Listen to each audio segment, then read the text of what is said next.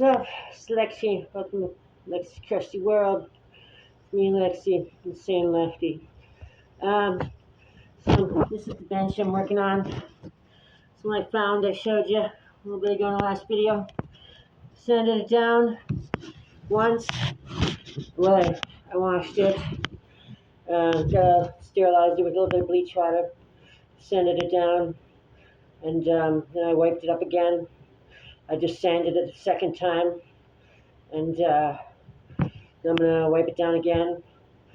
And the next step then is condition it with your wood conditioner, your wood oil, and fill in the cracks with some wood putty.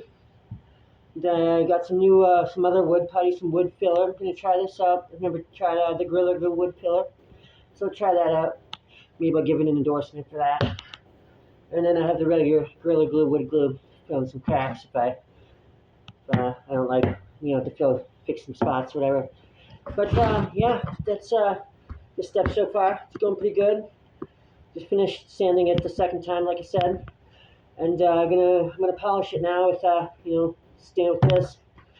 Well, I'm gonna wipe it off, let it dry, then put this on, and then start using all the wood fill and stuff. So yeah, peace. I'll go on.